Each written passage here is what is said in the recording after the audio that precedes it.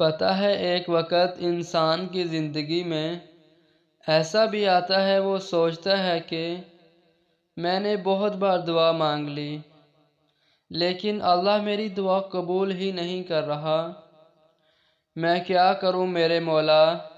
تو تمہارا اللہ قرآن پاک میں فرماتا ہے، ہو سکتا ہے تمہیں کوئی چیز بری لگ رہی ہو لیکن تمہارے لیے وہ بہتر ہے، اور جب تمہیں کوئی چیز اچھی لگ رہی ہو لیکن وہ تمہارے لیے بہت بری ہے، تمہارا رب بہت بہتر جانتا ہے۔ یہ تم نہیں جانتے؟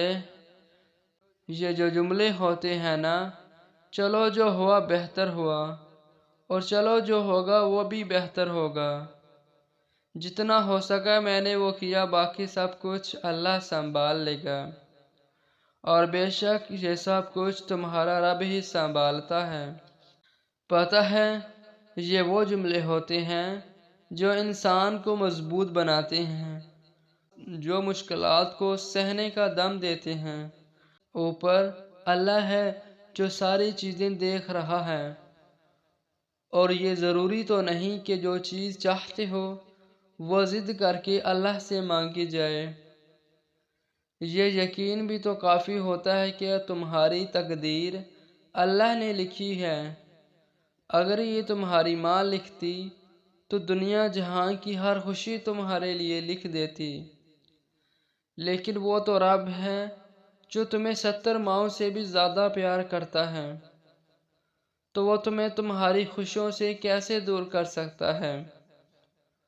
اور جانتے ہو کبھی کبھی انسان بے حد ٹوٹ جاتا ہے جب ایسا لگتا ہے کہ اور اللہ نے اس سے وہ چیز نہیں دی جو اس نے اللہ سے مانگی تھی، مگر یہ نہ وقتی ٹوٹنا تمہیں اللہ کے قریب کر دیتا ہے یا تو اللہ سے دور، لیکن وہ رب انسان کو احساس دلاتا ہے کہ اے میرے بندے، تیرے حق میں میرا فیصلہ تیری چاہتوں سے بہتر ہے، اور جو فیصلہ میرا رب کرتا ہے یقین مانو عرش سے فرش تک وہی بہترین ہوتا ہے۔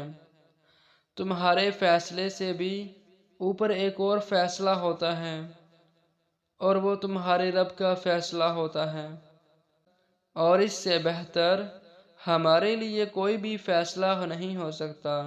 اس لیے اپنے رب پر یقین رکھیں، بس اسی میں ہماری بہترین ہے۔ دوستو، اگر آپ کو ہماری یہ ویڈیو اچھی لگی تو ویڈیو کو لائک اور چینل کو سبسکرائب کر دیں۔ جزاک اللہ۔